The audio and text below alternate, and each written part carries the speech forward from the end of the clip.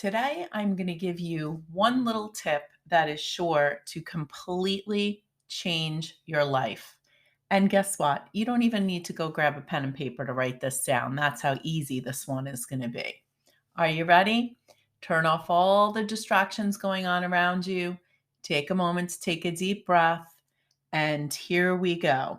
The one thing that you need to know that's going to completely change your life from this moment on, moving forward, is this: it is not your job to save the world. I'm just going to let that sink in for a moment. It is not your job to save the world. Oh my God, Lisa Ann, that sounds so selfish. Oh my God, Lisa Ann, that sounds so mean. Oh my God, Lisa Ann, this, that, and the other thing. Here's the problem.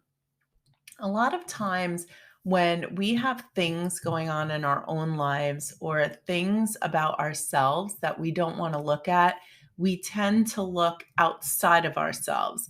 And a lot of times that leads us to then start looking at other people. It is so much easier to see what everyone else is doing wrong, right? It's so much easier to look at other people's problems and go, well, you know what? All they need to do to fix that is do this, that, and the other thing. It's so easy to then go, you know what? Let me just jump in there and fix this for you. And sometimes we don't even realize that that is what we are doing. From our perspective, we are just trying to be helpful. We're just being a giving, loving, caring person. And we don't realize how, when we jump in to rescue or to try to save someone else, we are now taking the focus off of the work that we need to be doing on ourselves.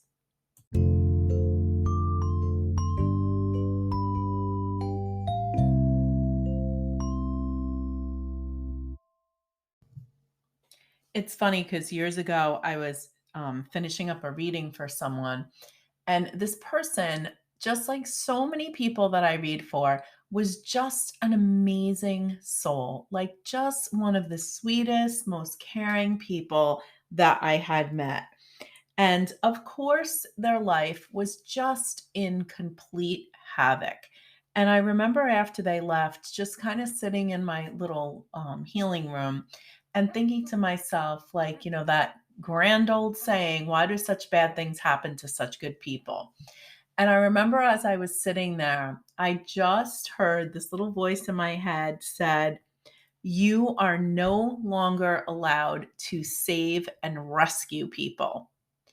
And I remember just being completely caught off guard by that comment. And of course, my first thought went to, oh my God, am I shutting down my business? What does that mean that I'm not allowed to save and rescue people? And as I just kind of took a deep breath and meditated on it, I was told something that honestly just changed my life. And that is what I want to share with you today. This message that I received so many years ago. And it was just so life altering for me because I had never really looked at things that way. Up until that point, I was always that person that would self sacrifice. I was always that person where it didn't matter what I had to put on hold for myself. If someone else needed something, I would be there to jump in and get the job done. And there's nothing wrong, and I want to be very clear about this, there's nothing wrong with supporting and helping people. Okay. But that's very different than saving and rescuing people. Okay. So, as I was sitting there meditating, this is literally what I was told. All right. And I've used this analogy so many times throughout the many, many healing sessions that I've done. So, they literally showed me someone walking through the desert, and there was like a giant pit there. And as I walked up to it, I saw someone in the pit. And I just heard, this is what you have done your entire life. And I saw myself jump into the pit. I helped to lift the person that was in the pit out, put them on my shoulders, pushed them up, and off they went. And guess what? I was now stuck in the pit. And then all of a sudden, the scene changed. And I was told, you're no longer allowed to do that. Moving forward, this is what you are allowed to do.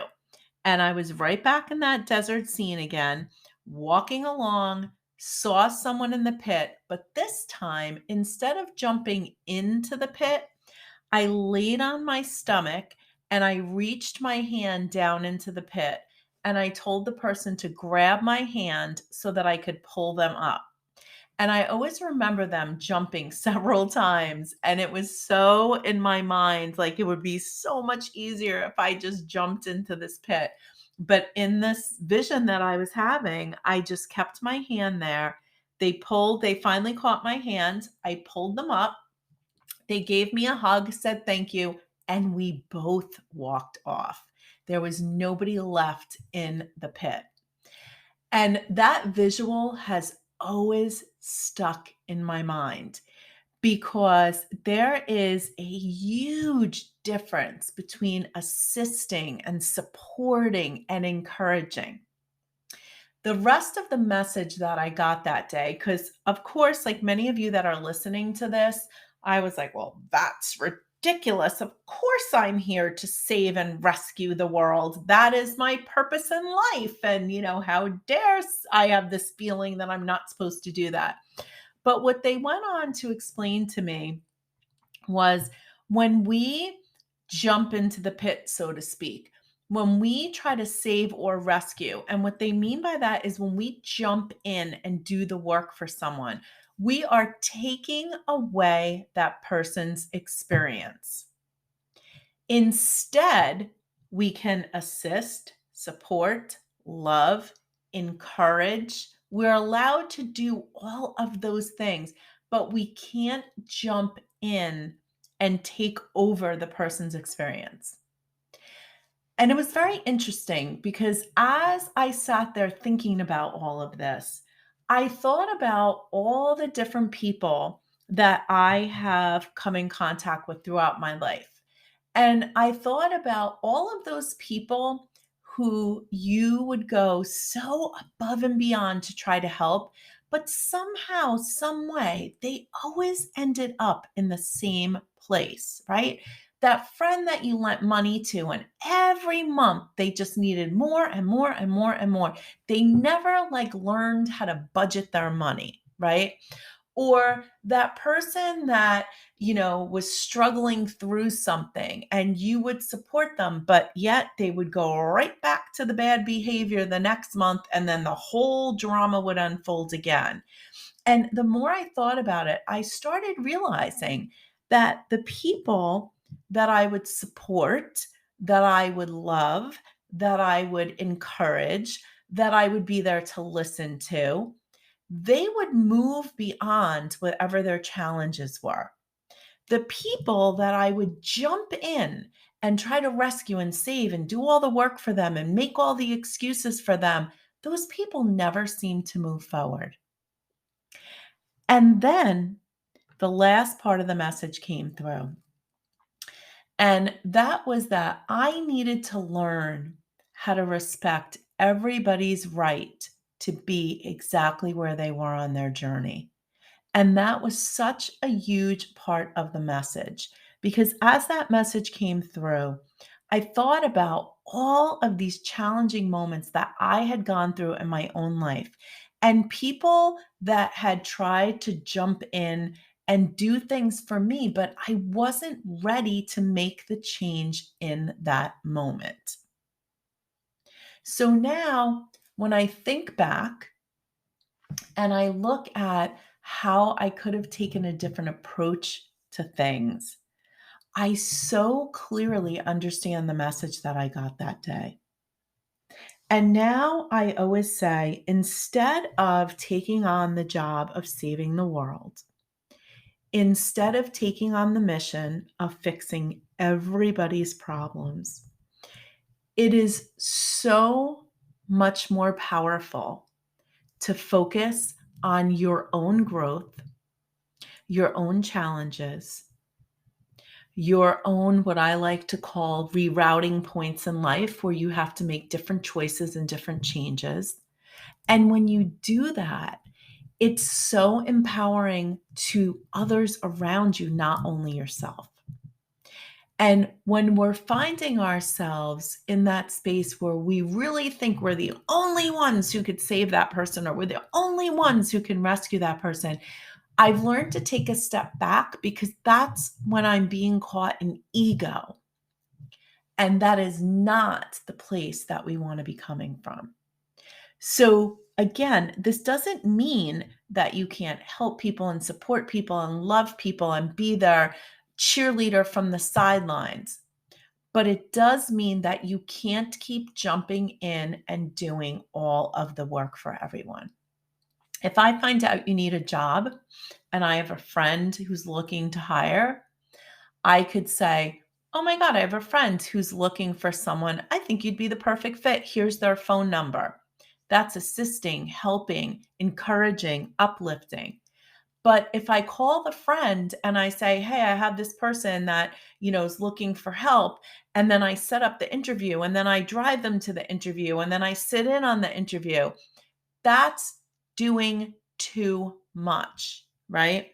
And the final part of this, which I personally never looked at it this way until all of this unfolding happened that one day, and that is when we are jumping in and doing all this work for people, it's not an intentional thing, but subconsciously, the message that we're giving them is, "I don't really have enough faith in you to think that you could get through this on your own. So I have to do it for you." There's a saying, if you give someone a fish, you can feed them for a meal, but if you give them a fishing pole, you can teach them to feed themselves for a lifetime. And I'm sure I massacred that saying, but you get the point, right? So I want you moving forward to think about that. Our job is not to save the world. Our job is to focus on what our own issues, the things that we have control of, the changes that we could make. And once we are in a good place, then we can help and we can empower and we can encourage and we can be that greatest cheerleader on the sideline, helping our loved ones to achieve their own goals, to, move beyond their own challenges in life. So I want you to think about that.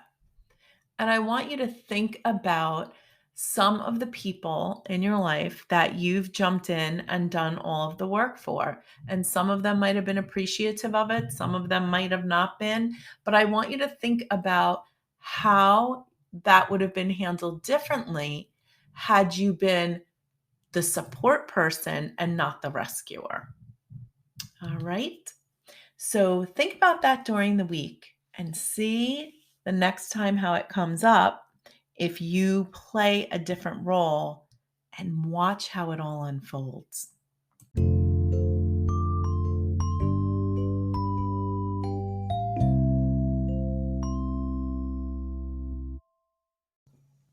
Thanks for joining me. And remember, if you enjoyed this podcast, be sure to share and subscribe. For more information on my work, visit spiritquestnc.com. And remember, life isn't always rainbows and butterflies. So each and every day, make the choice to be fantabulous.